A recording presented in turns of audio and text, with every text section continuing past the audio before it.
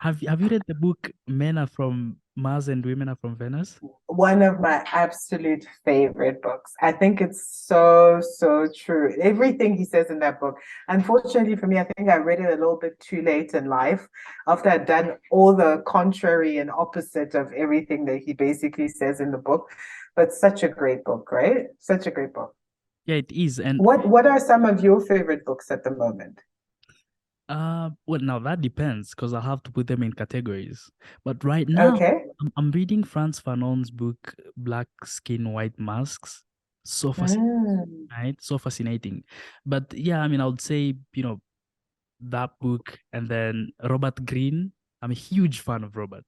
Huge fan. Okay. Yeah. Okay. Laws So of what Human what Nature. what book of his are you reading? I'm reading Laws of Human Nature. I've started reading it for the past 2 years. Mm. I'm not yet done Okay. because I don't read, Nice. I don't necessarily read it. I think I study it. Okay. Yeah. Okay. So Brilliant. Robert Greene, huge fan. And then there's also Ryan Holiday, huge fan too. And then there are also like Tanzanian authors. Like there's a guy called Eric Shigongo. He writes novels, but in Swahili. He's I've heard of him. Incredible. Yeah, yeah. But I'm a Mm, huge fan of reading. I love reading. I love the idea of being able to tap into people's brains and pick yeah. things from them. But yeah, for those who haven't read the book I just said earlier, Men Are From Mars and Women Are From Venus, maybe you could give them a bit of a synopsis. Okay, before I do that, just let me add to your reading list as well. I think one of the two books that I read two books at a time sometimes. I don't know if that's a good thing or not, but the one book I'm reading is The Founders by Jimmy Sonny, and that is the story of PayPal. So Elon Musk and his crew and how PayPal came to be and kind of the background story behind that. Absolutely fascinating. Love it. The other one that I'm currently reading is The Big Leap. I don't know if you've heard of The Big Leap by Gay Hendricks. And essentially speaks about how to tackle what he calls your upper limit problem. Like he talks about how each one of us has a zone of competence, a zone of excellence, and a zone of genius, and how very few of us ever end up living in their zone of genius because we live in our competence. And then for those of us who excel past the competence, we might only live in our zone of excellence, but only probably 1% of the population ever goes into genius. Yes, it's absolutely accessible to all of us. So very, very fascinating book. It's But going back to Men Are From Mars, Women Are From Venus, the one thing that I remember from the book, so I mean, it is what the book says, basically. It's about how women and men operate differently, specifically when it comes to relationships and partnerships, marriage, etc.